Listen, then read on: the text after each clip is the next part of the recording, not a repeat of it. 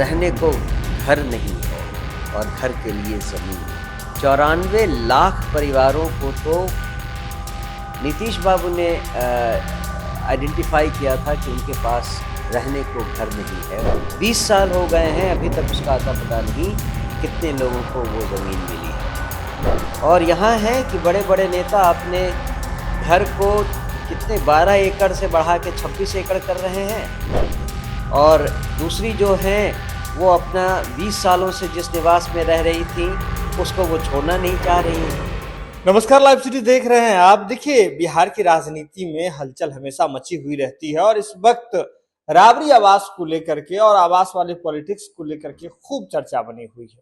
हमारे साथ बातचीत के लिए जन सुराज के प्रदेश अध्यक्ष मनोज भारती जी मौजूद हैं।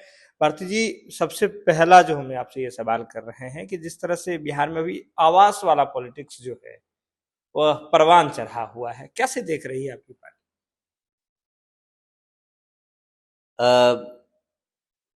मैं चाहूँगा कि इसे सही पर्सपेक्टिव में देखा जाए।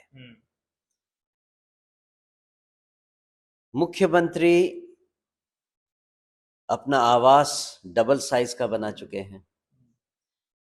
राबड़ी देवी जी अपना आवास छोड़ना नहीं चाह रही हैं, जो कि मुख्य विपक्षी दल की महत्वपूर्ण नेता हैं।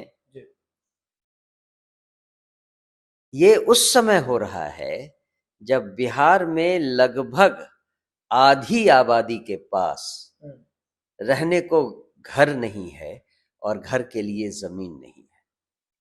94 लाख परिवारों को तो नीतीश बाबू ने आइडेंटिफाई किया था कि उनके पास रहने को घर नहीं है। उनको 3-3 डेसिमल ज़मीन देने की बात थी, जो कि 2006 में हुई थी। 20 साल हो गए हैं, अभी तक उसका आता पता नहीं कि कितने लोगों को वो ज़मीन मिली है। और यहाँ है कि बड़े-बड़े नेता अपने घर को कितने 12 एकड़ से बढ़ा के 26 एकड़ कर रहे हैं, और दूसरी जो हैं वो अपना 20 सालों से जिस निवास में रह रही थी उसको वो छोड़ना नहीं चाह रही हैं। तो ये तो बिहार की जनता को समझना होगा, और ये हमारे लिए दुर्भाग्य का विषय है कि हमारे नेता, सपोजिटली जो बड़े-बड़े नेता हैं, वो इस तरह से अपने पद और अपने रुतबे का गलत इस्तेमाल कर रहे हैं। घर के लिए लड़ाई कर रहे हैं, घर को बढ़ा रहे हैं, या घर को छोड़ने से मना कर रहे हैं। भाई, बिहार की जनता की तरफ एक बार देखिए। आपने सम्राट चौधरी जी, कितने हजार लोगों के घर आपने उजाड़ दिए हैं पिछले 6 महीनों में, और आप हैं कि अपना घर का साइज 12 एकड़ से बढ़ा के 24 एकड़ कर रहे हैं। शेम, मतलब ये शर्म आती है कि बिहार में ऐसा हो रहा है, और इन्हीं सब कारणों से तो पूरे देश में बिहार की बदनामी हो रही है। अगर बिहार के ऊपर लोग थू-थू करते हैं बाहर, तो इन्हीं सब कारणों से कर रहे हैं, और इसके बारे में कोई दूसरा दोषी नहीं है। यहाँ के लोग, विशेषकर यहाँ के नेता ही सबसे ज्यादा दोषी हैं। इसके साथ ही बिहार में राबड़ी देवी तो कह रही है कि फोर्स भेज दीजिए। भवन निर्माण विभाग ने आखिर उन्हें नोटिस दिया है दूसरे आवास में शिफ्ट होने के लिए। राबड़ी देवी कह रही है फोर्स भेज दीजिए। आवास खाली कराने के लिए फोर्स वगैरह भेजा जाएगा क्या? अब ये सब तो वो जाने जो कि इन सब बातों में हैं। हम इसके बारे में क्या कहें। हमारा तो सिंपल यही रिस्पॉन्स है इस बात पर कि बिहार में जो आज हो रहा है, जो जिस तरह की बेशर्मी हो रही है, उसको देखकर देश भर के लोग हमारी क्या कहें, अवहेलना करने, हमारे ऊपर गाली देने के लिए फ्री हो जाते हैं। वो तो उनके लिए दूसरा एग्जाम्पल होता है कि भाई तुम्हारे बिहार में ये सब होता है। एक और प्रशांत किशोर आश्रम में रह रहे हैं, दूसरी ओर बंगला, आवास, इसके लिए राजनीतिक घमासान मचा हुआ है। आपने खुद ही कह दिया है, और यही अंतर है जनसुराज पार्टी की सोच, समझ और नीतियों में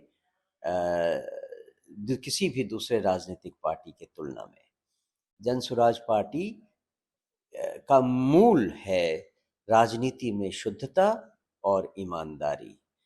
जो बिहार की हालत है उसको अगर सुधारना है तो हमें शुद्धता और ईमानदारी को, फ्रूगलनेस को, मतलब कम में हम अपना काम चलाएं, इसकी बहुत ज़्यादा ज़रूरत है।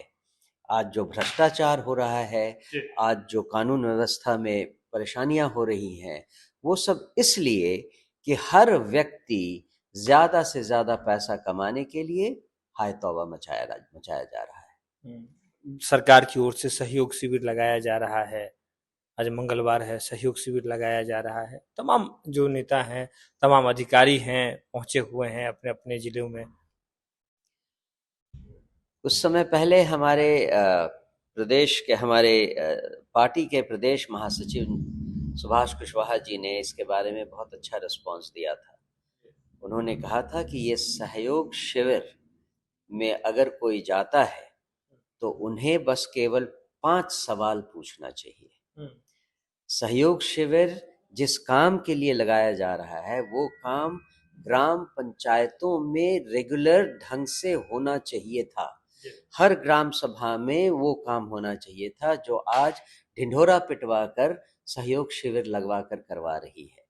तो जो भी वहां जाएं वो सहयोग शिविर के मालिकों से केवल ये पूछें कि आपने ग्राम पंचायत को, ग्राम सभा को सही करने के लिए क्या कदम उठाए हैं। हर ग्राम सभा में, हर ग्राम पंचायत में पहली ग्राम सभा की मीटिंग में एक निगरानी समिति का गठन होता है जिसका काम है कि वो मुखिया और ग्राम सभा की कार्रवाइयों के ऊपर नजर रखे, कहीं कोई गड़बड़ी हो तो उसकी खबर ले। ये पंचायती राज अधिनियम की धारा 10 में लिखा है। ठीक उसी तरह पंचायती राज अधिनियम में भी स्थायी कमिटियों का प्रोविजन है।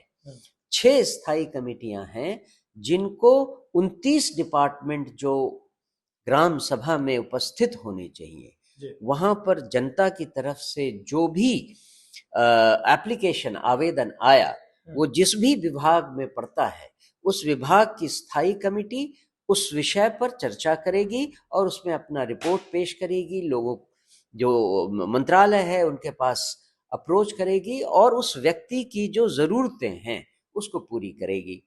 ठीक इसी तरह से एक जिला समिति का निर्माण करना है, वो नहीं हुआ है। स्थायी समितियों का कहीं कुछ पता नहीं। मतलब लग रहा है कि सरकार कहीं ना कहीं सही तरीके से अपने दायित्वों को नहीं निभा रही। मैं फिर से कह रहा हूँ, ग्राम पंचायत अधिनियम 2006 में जो प्रोविजंस हैं उनको अगर सरकार सही ढंग से लागू करवा दे, हर ग्राम पंचायत में ग्राम सभा, वार्ड सभा उचित ढंग से होने लगे तो इस सहयोग शिविर की जरूरत नहीं पड़ेगी। ये बेसिकली सरकार के द्वारा लोगों को धोखा दिए जाने के बराबर है। जो काम सरकार को अपने आप रेगुलर ढंग से पंचायती सरकार में करवाना चाहिए था उस पर तो कोई ध्यान दे नहीं रहा, और जब समस्याएं बढ़ जाती हैं तो आप एक सहयोग शिविर हर मंगलवार को लगवा देते हैं। ये तो एक बहुत ही मतलब आंखों में धूल झोंकने वाली बात है। आंखों में सरकार सहयोग शिविर के माध्यम से धूल झोंक रही है, धोखा दे रही है। जो काम पंचायती राज अधिनियम के तहत होने थे वह नहीं करके सरकार सहयोग शिविर के माध्यम से करके ढिंढोरा जो है वह पिटवाने का काम कर रही है। साथ ही साथ जो जनसुराज के प्रदेश अध्यक्ष है मनोज भारती, वो कह रहे हैं कि बिहार में लाखों लोग हैं जिनके पास रहने के लिए घर नहीं है। सरकार ने कहा था 2006 में ही कि उन्हें 3-3 डिसमिल जमीन जो है वह दी जाएगी। वहीं दूसरी ओर जो बिहार के बड़े राजनेता हैं, चाहे सीएम की बात हो, चाहे नेता प्रतिपक्ष, जो आपको बता दें कि बिहार विधान परिषद में है राबड़ी देवी, आवास के लिए लड़ रही हैं। आवास को लेकर के पॉलिटिक्स बिहार में तेज हो रहा है, लेकिन बिहार के लोगों के पास रहने के लिए घर नहीं है और यही वजह है कि बिहार की थू-थू हो रही है पूरे देश दुनिया में। यह खबर आप लाइव सिटीज के यूट्यूब पर देख रहे हैं तो आप सब्सक्राइब कर लें, फेसबुक पर देख रहे हैं तो फॉलो कर लें। जुड़े रहें लाइव सिटीज के साथ, खबर का सिलसिला लगातार जारी है।